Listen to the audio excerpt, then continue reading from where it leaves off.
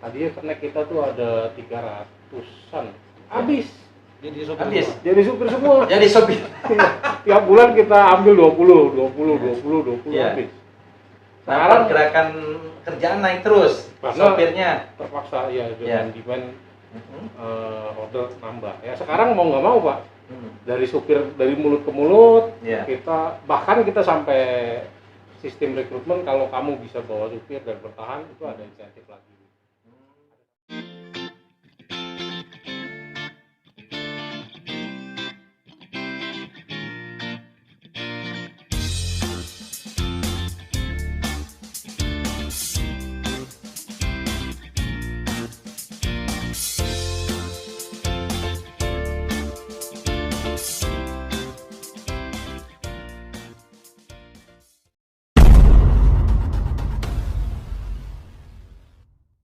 Assalamualaikum warahmatullahi wabarakatuh. Sobat GG, Rally Bisnis hadir kembali. Pantengin yuk. Baik teman-teman, saya sekarang ada berempat. Jadi kita dengan pengusaha truk. Silakan perkenalan Pak Jimmy. Iya. Ya. Saya Jimmy Ruslim Ya. dari PT Dunia Express Transindo Pak. Ya, baik Pak Jimmy. Kemudian dengan yang kedua dengan Pak Johannes Purba. Silakan kenalan Pak. Baik, selamat siang. Terima kasih Pak Gagan. Nama saya Johannes Samsi Purba. Saya mewakili dari Aptrindo sebagai Aptrindo Institute. Attendant Institute. Iya, Ya. gitu. Baik, yang ketiga dengan Pak Henry, Pak. Silakan Pak. Kenalan. Oke, Assalamualaikum warahmatullahi wabarakatuh. Perkenalkan, nama saya Henry Soto. Saya kebetulan mendapat amanah untuk menjalankan lembaga sertifikasi profesi logistik insan prima, di mana itu adalah sama aja di bawahnya Alfi, di bawahnya Aptrindo, di bawahnya SDG. Ya. Oke, Ya baik teman-teman. Nah, kebetulan nih kita ingin bicara tentang sopir. Kebetulan pengusahanya sudah ada, pendidikan sudah ada, lembaga sertifikasinya sudah ada. Nah, kita ingin tahu apa yang terjadi di dalam salah satunya kelangkaan sopir. Mungkin pada saat pandemi bisa aja sopir ini pada pulang kampung, ada di kampung. Tapi pada saat setelah pandemi atau sebelum pandemi itu nyari sopir itu sangat susah. Jadi sekarang ini jagoan sopir daripada majikan. Kadang-kadang majikannya kalah sama sopir. Nah, untuk lebih lanjut kita bincang dengan Pak Jimmy dari PT Dunia Express. Ya, Pak Jimmy, saya ingin tahu nih Pak Jimmy. Pak Jimmy ini saya kira perusahaan yang cukup besar lah ya, saya lihat di Indonesia kan. Kira-kira Pak Jimmy mengelola berapa truk Pak? Saat ini 900 lebih Pak. 900 truk. Ya. Nah, tentunya kan dikemudikan salah satunya dengan sopir apa connect Pak? Itu gimana Pak? Cara pengelolaannya? Saat ini mungkin hampir semua supir aja Pak, udah nggak ada. Sopir aja? Oh, Jadi connect udah nggak ada nih? udah sedikit sekali. Sedikit sekali. Iya. Nah, ini 900 mobil itu terpenuhi ya? Sama sopirnya apa gimana Pak? Apakah misalkan sebagian truk menganggur atau jalan semua apa gimana Pak? Memang targetnya Pak, kita ada target itu 1:1,2, 1,3 deh. Artinya satu mobil ini harus ada cadangan sekitar 30% gitu. Satu mobil ada cadangan 30%. Oh, jadi kalau kita punya 3 mobil, supirnya 4 gitu. 3 tapi- mobil sopirnya 4. Satu cadangan berarti. Oh, tapi memang belum terpenuhi sampai sekarang. Belum terpenuhi. Belum terpenuhi. Jadi Pak Jimmy 1:3 tadi ya. 1:1,3 lah. 1:1,3. Oh. Nah, sekarang si sopir itu Pak ada yang 3 jalan, model pengelolaannya 3 jalan, satu tuh diem di tempat atau libur Pak, atau gimana Pak sistem pengelolaannya? Iya, cadangan Pak. Cadangan. Cadangan. Tapi dia standby masuk tiap hari apa gimana? Masuk. Iya. Target kita seperti itu, tapi sekarang belum bisa terpenuhi sih Pak. Jadi Ya. 900 itu belum semua ada pengemudinya, belum. Belum. Jadi berapa persen ada pengemudi? Kira-kira ya 98% lah sudah ada pengemudi. 98%. Kenapa tuh Pak? Emang sengaja begitu Pak? Enggak, Ya Pak. kan? Kan maunya Nah. lebih. Enggak, maksud targetnya. saya apakah memang sopirnya kurang gitu? Iya, Sopir yang kurang ya Pak? Sopirnya kurang. Iya. Kurang.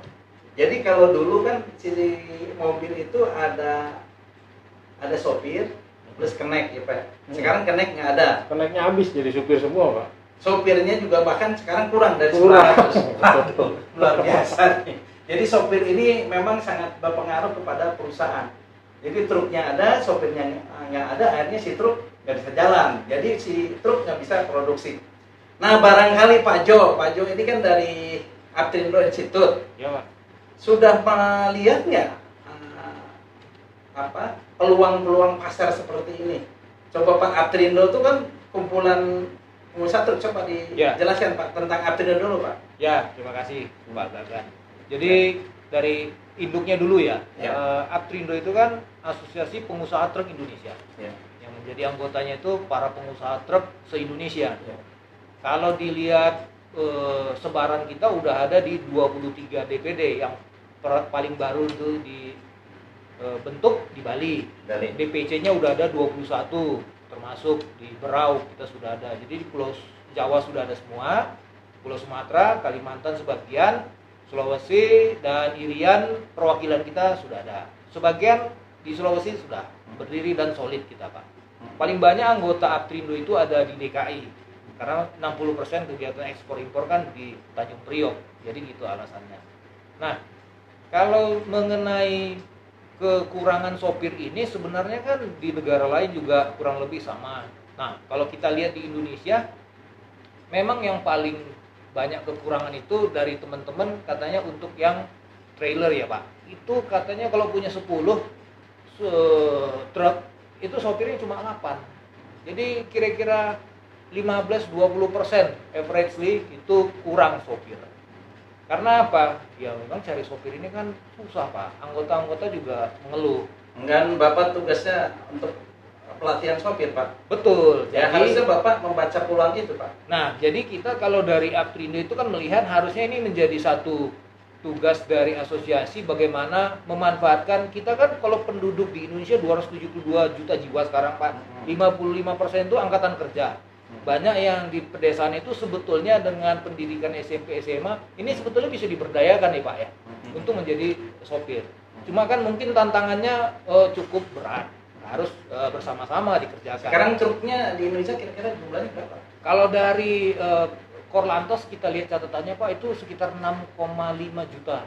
6,5 juta. Ya, kalau data Berarti statistik sopir yang dibutuhkan harusnya lebih dari 6,5. lebih dari 6,5. Betul. Jadi Ya. nggak mungkin pas-pasan.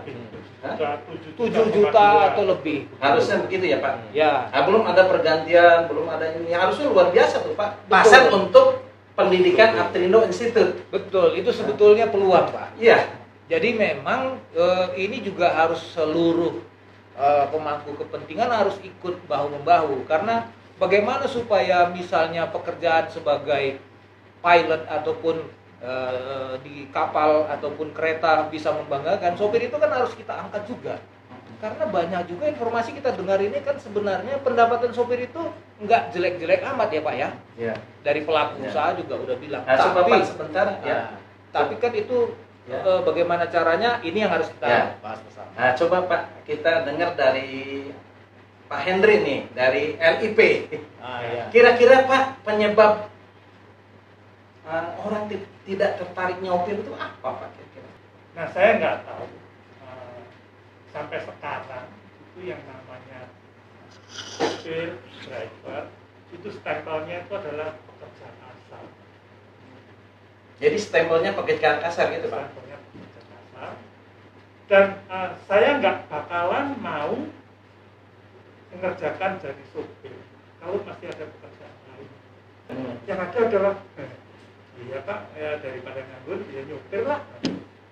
Tidak kan? Jadi ada yang cita-cita jadi sopir kayak sekarang kalau di pesawat udara jadi pilot gitu atau di kereta api ya, Itu nggak ada, jadi Pak. masinis gitu kan Pak. Jadi mereka yang jadi sopir sekarang itu adalah yang benar-benar mereka nggak ada pilihan. Tapi faktanya karena sudah nggak ada tambahin lagi dengan kemampuan dia, level pendidikan dia, makanya akhirnya ya seadanya. Makanya kita nggak usah kaget kalau melihat bahwa sebagai seorang driver level pendidikannya adalah yang terendah. Iya. Karena memang gara-gara dia level pendidikan rendah nggak ada pilihan Jadi sopir ya. Nah, rutenya dari mana? Biasanya otodidak, Pak. Sebelah sopir, belajarnya di situ. Nanti begitu sopirnya nggak ada, dia coba-coba, oh kok bisa jalan maju, bisa jalan mundur.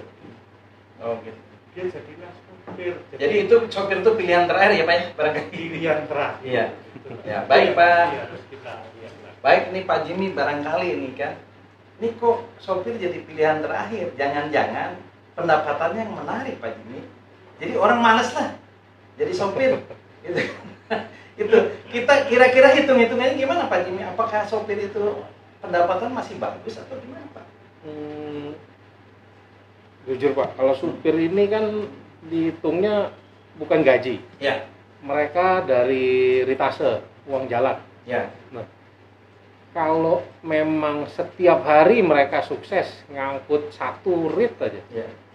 dan mereka memang hadir, kalau di praktek di tempat kita Ya. harusnya sih lebih dari UMR. Lebih dari UMR. Lebih dari Contoh UMR. ini tarikan 1 rit aja Pak dari sini misalkan ke Kerawang contoh Pak. Kerawang. Ya. Itu yang dipegang sopir berapa Pak kira-kira? Kalau diakumulasi sebulan 20 rit 20 rit. dia narik harusnya sih 4 juta lebih dapat Pak. 4 juta lebih. Iya, plus kan memang ada bonus kehadiran, ada bonus mingguan, bonus bulanan, pasti dapat. Pasti dapat ya. Ya misalkan gini Pak, kita lihat nih ke Kerawang contoh uang sopirnya berapa uang? Kalau ritase kan biasa Bapak langsung kasih lumsum aja ya. Minggu, iya kalau Lumsum. yang Contoh ke Kerawang berapa Pak kasih lumsumnya? Misalkan gitu. ya bensin dan ini Bapak bisa hitung sendiri lah, Iya. kan Ah, 1:2, iya. 75 kilo Bapak. Tapi kita bagikan tuh biasa mingguan kita bilangnya komisi. Komisi. Iya masih 1 juta lebih lah. 1 juta lebih. Sebulan, seminggu ya seminggu, ya Ya. Nah mereka sebulan bisa 20 kali kan? bisa. Bisa kira lu Pak dari UMR mungkin sekitar Iya. 7 juta, 8 juta dapat itu. Ya, kalau yang rajin banget mungkin ya Pak ya. Tapi kalau Rajin. kadang-kadang mereka kan ada yang ya penyakit itu Senin, penyakit Senin. Oh, Senin. Oh. Senin kenapa tuh Senin? Nah. Sabtu selesai narik, Ya, Minggu pulang kampung, ya. Seninnya malas datang gitu. Oh gitu. Oh. Sabtu malas narik, Sabtu selesai, selesai. Pulang kampung. Minggu, Minggu Senin datang lagi Jakarta datang tuh lagi Jakarta. jauh katanya. Oh, jauh ya? Oh. Oh gitu Pak. Nah Penyakitnya Pak, Senin, Pak Jimmy rata-rata ngambil sopir itu dari daerah mana Pak? Banten, Dari Banten. Banten, Bogor, Rawang, 3. 3. Itu rata-rata semua begitu. Kalau Banten bondongan dong. Banten, Barengan, iya. pulang. Oh. Senin bingung ya. Nah ini mengatasin untuk penarikan kargonya gimana Pak? Kalau hari Senin kan banyak juga yang tertarik. Banyak. Makanya kita ada sistem insentif. Kalau Oh. Senin datang jam 9 tank, Iya. itu ada insentif. Iya. Oh. Oke, sekarang ke Pak Johannes. Pak Johannes, ini kan udah ketahuan. Ya, Ya. tadi sopir tuh ya pulanglah hari Sabtu selesai, Minggu pulang, Senin ya males datang. Itu di pelatihan ada nggak dilatihin kayak gitu bahwa ini pentingnya barang ini harus dimuat, gitu kan? Kalau Iya. terjadi telat pengiriman gimana? Nah ini gimana Pak? Ya, kalau dari sisi pelatihan kita kan mengikut skema dari uji kompetensi, Pak. Nah, modelnya gimana Pak? Skemanya tuh contoh misalkan tentang perilaku, tentang Betul. apa? Coba Pak. Ada diuraikan, 3, Pak. Ya. Ada yang menguji knowledge-nya, pengetahuan. Yang dilatihkan dulu Pak. Ini yang Ya itu dilatihkan. pengetahuan bagaimana tentang kendaraan, Ya. menyiapkan kendaraan, pengetahuan tentang rambu, Ya. berkomunikasi, itu kan Ya. knowledge, Pak. Ya. Nah, Terus? kemudian yang 2 itu skill. Skill itu Skill. kan keterampilan. Ya. Keterampilan ya karena memang dilatih Ya. mereka setiap hari dalam bekerja. Ya. Ini juga ditekankan. Nah, biasanya dari knowledge dan skill ini biasanya diharapkan timbul satu sikap kerja yang profesional. Ini harusnya sopir bagaimana berperilaku di jalan. Itu namanya attitude, Pak. Ya. Jadi yang 3 ini kalau sudah selesai pelatihan supaya diakui kan masuk ke lembaga sertifikasi, 3 itu diuji, Pak. Jadi mana yang memang sudah memenuhi kualifikasi, mana yang belum, nanti kelihatan gitu. Nah, ini memang mungkin yang menjadi PR bersama. Kalau tidak ada, tadi Pak Jimmy bilang sebagai pelaku yang selalu tiap hari menghadapi itu, ini sebenarnya kalau bonus insentif mingguan aja udah 1 juta, 1 bulan itu ada 4 minggu, berarti 4 juta, mungkin 3-4 juta ada dapat, ditambah yang sisa tadi uang jalan, itu kan betul Bapak bilang, 6-7 juta kalau memang dia bekerja secara rajin, profesional ya istilahnya, dapat segitu. Tapi kan mungkin pride-nya itu yang mungkin perlu dibangun bersama, sehingga kedepannya mungkin kita bisa sama-sama membangun. Kalau orang bekerja sebagai sopir, memang dia siap dengan pilihan itu. Dan kalau ditanya, saya driver, oh iya, ini ada seragamnya. Mungkin begitu Pak yang harus kita bangun. Sopirnya aja langka, gitu kan. Sedangkan sopir ini merupakan tadi bilang Bapak aset, iya kan Pak. Nah Pak, sejauh mana perusahaan memandang si sopir itu sebagai aset yang menghasilkan laba bagi perusahaan Pak? Sejauh mana Pak itu Pak? Ininya Pak Jimmy memandangnya, misalkan sopir ini mulai diperhatikan kesehatannya, makannya, pendidikannya tadi, apa arahnya ke sana ya Pak? Atau ada pelatihan gitu atau semacam briefing semacam gitu Pak di tempat Pak Jimmy? Jelas Pak, kalau di tempat saya itu udah dilakukan. Jadi ya kita tahu lah kalau kita mau bertumbuh berarti kan menambah market share. Artinya saya mesti investasi. Nah investasi harus ada supirnya. Kalau nggak ada supirnya mobilnya mangkrak. Nah kita mungkin saya flashback nih Pak. Jadi kejadian ini bukan, saya setuju banget bahwa ini adalah salah satunya masalah pride untuk menjadi supir, itu salah satu poin utama. Tapi di luar itu saya flashback, ini sejarahnya nih Pak. Tadi yang saya cerita, mungkin teman-teman di sini kalau yang angsuspel semua udah tahu lah kejadian ini kita alamin dari tahun 2004 mulai. 2004 itu kita narik ke Kerawang satu hari bisa 2 rit Pak.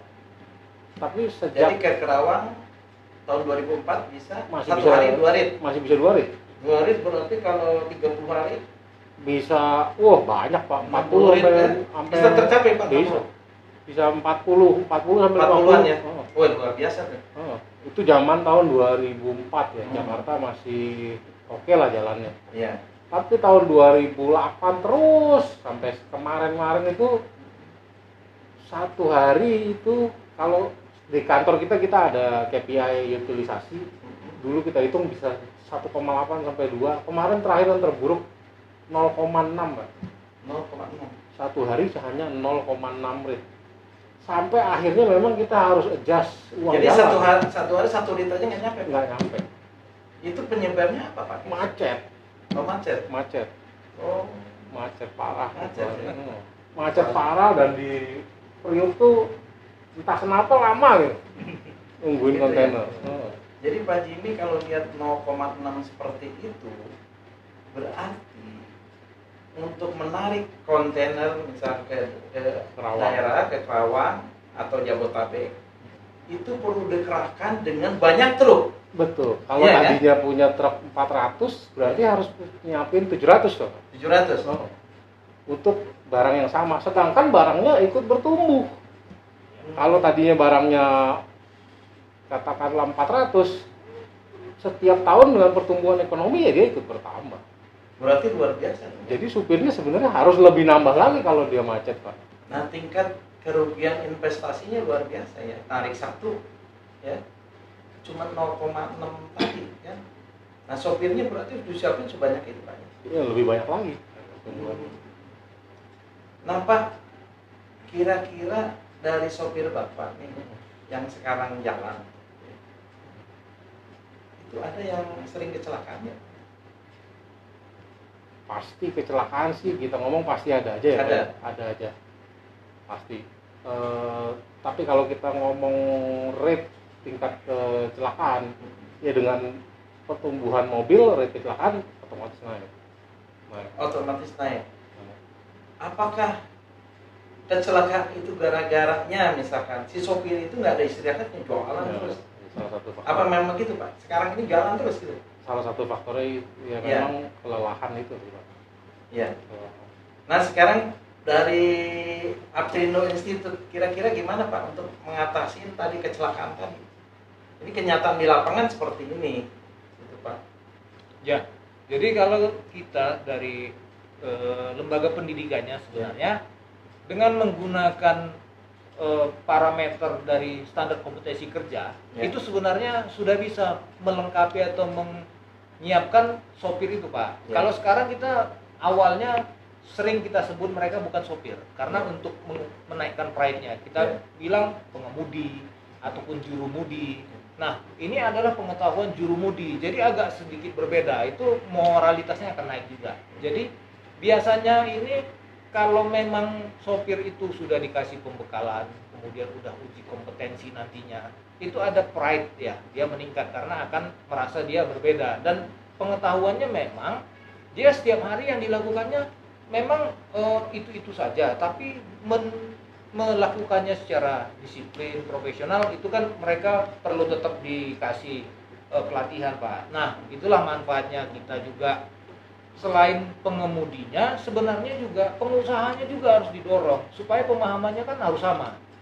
Kalau pemahamannya hanya dari sisi pengemudinya aja, pengusahanya enggak, ini kan timpang. Malah nanti pengusahanya merasa sering kita dengar nambah biaya. Padahal ini sebetulnya kan investasi Pak. Coba bayangkan, dengan driver yang tidak kompeten istilahnya belajar otodidak, dengan pengetahuan seadanya, dari sekolahnya itu di kabin sebelah sopir, dia dengan perilaku yang katakanlah tidak ngecek sebelum jalan segala macam, kemudian terjadi laka lantas, itu kerugiannya luar biasa Pak. Belum lagi kerugian yang harus diganti, unit itu tidak bisa kerja berbulan-bulan, artinya ada revenue stream atau pendapatan yang terputus kan, malah menjadi harus dibiayai, ada laka, apalagi fatalitas, ini kan bahaya. Tapi kalau sopir yang udah terdidik, biasanya mereka akan lebih profesional. Cuma ini kan harus semua pihak Pak, pengusahanya sendiri, supaya bisa menjaga, supaya sopirnya juga ya ditreat atau diperlakukan dengan benar, sehingga dia juga bisa bersikap atau attitude-nya dengan benar. Ini malah mengurangi resiko kecelakaan, jadi tetap dia kerja, menghasilkan uang untuk perusahaan, sebetulnya semua akan happy. Itu makanya kita sering sebut ini sebetulnya investasi, bukan biaya. Kalau dengan misalnya pelatihan dan uji kompetensi 2 juta per orang dalam 3 tahun itu dia misalnya mampu menekan resiko laka lantas tiap sopirnya, itu kan berarti nggak ada peluang untuk misalnya pengeluaran yang tidak perlu untuk kecelakaan lalu lintas. Itu loh Pak. Ya Pak. Kalau kita lihat dalam 3 tahun terakhir ini kan kecelakaan luar biasa Pak. Nah, kalau dibandingkan dengan investasi untuk meningkatkan kompetensi pengemudi, itu kan bedanya jauh sekali Pak sebenarnya Pak. Ya sekarang gini Pak Henry, saya ingin dapat bandingan Pak. Ini supaya tidak terjadi kecelakaan. Ini kalau di luar negeri itu kan ada deteksi Pak, alat deteksi sopir ini kerja sekian jam, ini sekian jam, gitu kan, supaya tidak timbul kelelahan Pak. Ya, supaya si sopir itu enak, seger pada saat mengemudi itu Pak.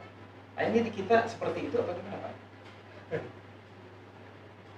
Masih jauh. Masih jauh. Ya. Dan semuanya saling terkait. Kalau nanti misalnya para pengemudi, teman-teman pengemudi sadar akan haknya, begitu lebih dari 8 jam, dia minta istirahat. Pada saat itu, apakah teman-teman tracking itu siap dengan jumlah tambahan driver itu? Itu juga merupakan akibatnya apa Pak? Jangan kaget kalau ada driver yang nggak pernah pulang selama 3 hari, terus-terusan dia nyetir. Ya sekarang kayak begini sekarang. Sekarang ya seperti itu Pak masalahnya. Jadi nggak ada istirahatnya. Nah kalau di luar kan ada alat ditaruh tuh di mobil untuk deteksi sekian jam. Jadi nggak boleh ngelewatin. Masalahnya mereka penindakan hukumnya juga tidak disiplin, Pak. Nah sekarang gini Pak Jimmy sama teman-teman, ini kan salah satunya tadi kelangkaan sopir kan. Nah di tempat perusahaan Pak Jimmy ngatasin kelangkaan itu gimana Pak? Untuk regenerasi sopir yang ini, apa tiap bulan cari aja sopir di mana kan? Ya pertama memang benar tadi Pak Yohanes, Ya. supir ini datangnya pasti dari Kenek Pak, Dari Kenek? dari Kenek. Akhirnya kalau Kenek yang udah siap, supirnya yang ngajuin ke kantor. Pak, si ini kayaknya udah siap. Tapi lama-lama kita yang turun ke bawah. Ya. Kita minta satu batch Kenek nih, 20 orang. Saya training sebulan, itu bener tadi. Mengenai skill, mengenai pengetahuan dan attitude. Itu ada kita kelasnya sendiri Pak. Ada. Yang pelatih dari mana aja Pak? Mendatangkan dari luar? Dulu pelatih kita dari luar, akhirnya dari kita sendiri ada tim untuk melatih Pak. Ya. Nah, itu kita gali 1 bulan 20 orang. Tadinya Kenek kita tuh ada 300-an. Habis. Jadi sopir Habis. semua. Jadi supir semua. Jadi sopir. Tiap bulan kita ambil 20 Iya. habis. Nah, Sekarang pergerakan kerjaan naik terus. Karena- Sopirnya. terpaksa ya Iya. dengan demand order nambah. Ya sekarang mau nggak mau Pak, dari supir dari mulut ke mulut, Iya. kita sampai sistem rekrutmen, kalau kamu bisa bawa supir dan bertahan itu ada insentif lagi. Ada sampai seperti itu. Dan kita selain dari preferensi supir sendiri, ya kita datang lah mau nggak mau kampung-kampung. Oke Pak, kira-kira Pak, tenaga sopir yang dibutuhkan untuk memenuhi standar kerja di tempat perusahaan Pak Jimmy untuk ini, kira-kira apa Pak standarnya tuh? Apa hanya mengemudikan? Nah, Atau kadang-kadang kan baru bisa maju mundur, udah jalan, akhirnya Enggak. terjadi kecelakaan lalu lintas ini. Ibaratnya seperti itu Pak. secara Gimana, Pak? garis besar kalau di tempat pelatihan kita yang tadi yang dari Iya. Kenek mau naik supir Pak. Iya. Satu yang pasti memang udah paham mengenai Bisa mengoperasikan. mengoperasikan mobil. Kan mobil aja banyak jenis Pak. Ya. Banyak jenis. Ada yang giginya 9, ada yang 8, beda-beda lah. Ya. Kedua, dia paham peraturan lalu lintas. Ya. Secara garis besar dia paham. Ketiga, dia paham lokasi-lokasi Pak. Kalau kita bilang depo GNS di mana, mesti tahu dia di mana. Udah hafal, ya? Depo Pulinar di mana, mesti tahu dia di mana. Oh gitu. Keempat, dia mesti baca itu lah Pak, DO. Keluar masuk pelabuhan itu kan? Oh, kalau yang dibilang 40 feet ntar jadinya pendek, nggak lucu kan. Salah bawa lagi ya? Makanya, Ya. jangan sampai terjadi seperti itu. Ya, yang terakhir, ya sopan santun dan ini Pak. Kalau di tempat kita ada tambahan lagi skill dasar mekanik. Jadi kalau ya kurang angin aja masa telepon storing ya kan. Oh gitu. Ya lu urus sendiri lah tengah Iya, jalan iya. ya kan. Iya, iya. Kira-kira itu lah. Oke.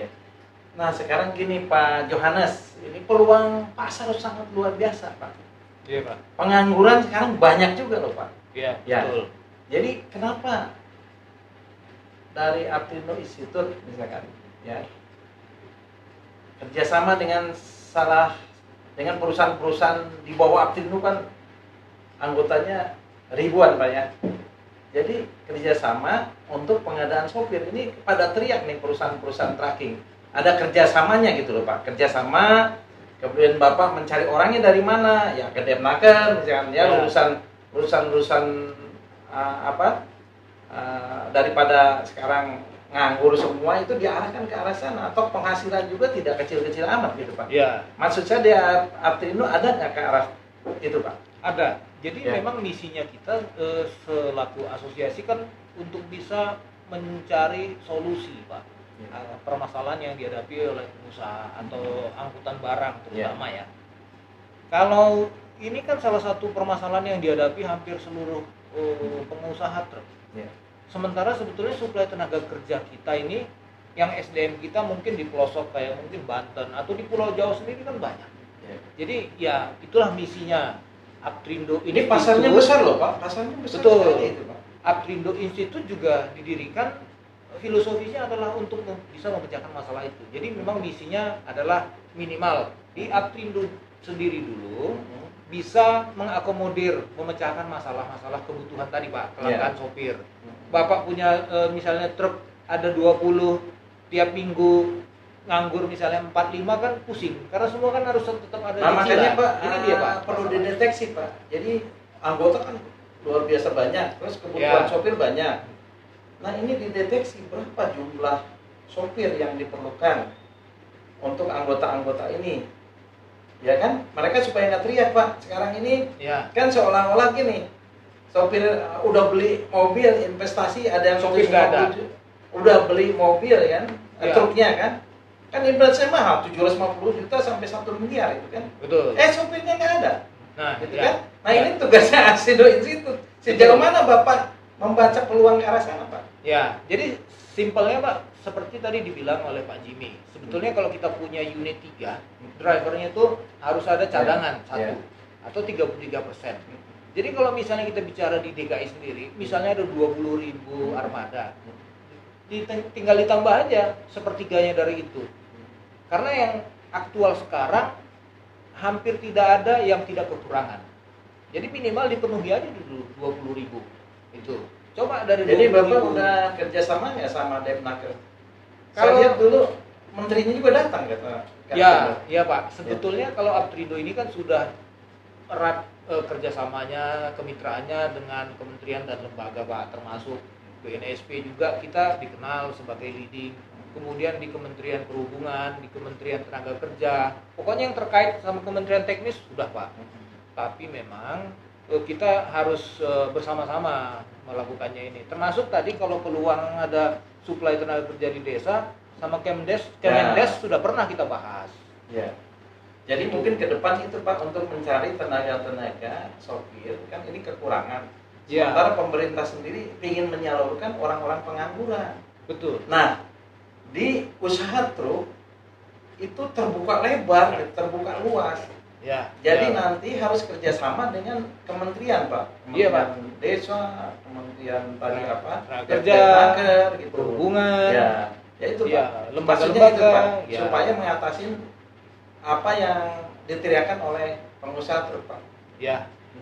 Tapi memang yang salah satu yang sensitif harus kita memang pecahkan adalah mengenai pride tadi Pak. Makanya itu adalah PR bersama sebetulnya supaya orang bisa bangga, Bapak ini kerjanya apa? Oh saya masinis, dia ada kebanggaan. Kemudian ada seragamnya, pendapatannya juga nggak jelek kan, tidak di bawah UMR. UMR terendah DKI itu mungkin sekitar 3,2 kan berdasarkan industri ya Pak, range-nya.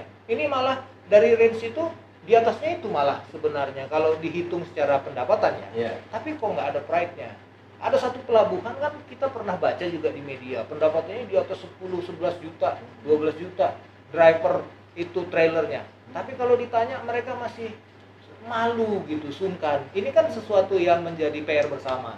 Nah kurang lebih gitu Pak. Jadi itu misinya bagaimana supaya profesi ini bangga orang, bukan jadi pilihan terakhir, tapi memang dari profesi-profesi yang ada mereka bisa pilih dengan sukarela.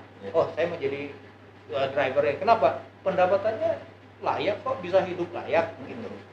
Katanya di pelabuhan besar Pak, pelabuhan sopir itu bisa besar mendapatkan penghasilannya di pelabuhan. Betul. Tapi kan memang terkait pada produktivitas juga. Makanya saya katakan juga pemerintah dari misalnya kementerian bagaimana memecahkan masalah kemacetan supaya produktivitasnya juga meningkat, pendapatannya meningkat. Ini kan juga di luar ranah kita ya Pak. Gitu. Tapi memang yang pertama adalah bagaimana supaya dia pride-nya ada. Oh, saya sopir trailer, dia bangga menyebut begitu. Ini yang memang harus dibangun loh Pak. Oke. Baik Pak, barangkali terakhir Pak Jimmy, kira-kira sebagai pelaku perusahaan, kira-kira apa yang diharapkan ke depan untuk mengatasi kelangkaan sopir sekaligus perilaku sopir supaya di jalan tuh aman lah membawa barang yang sangat mahal itu Pak. Ya itu tadi Pak, masalah pride mereka sendiri ya. Pride ya. Ya, kalau memang mereka sadar bahwa pekerjaan ini memang nyaman dan menjamin bagi keluarga, satu hal yang perlu diisi dari kita ya masalah pride itu ya. Masalah pride. Kalau saya rasa kalau masalah pride itu sudah terisi, ya mudah-mudahan memotivasi pengangguran untuk mengambil supir sebagai profesi. Ya.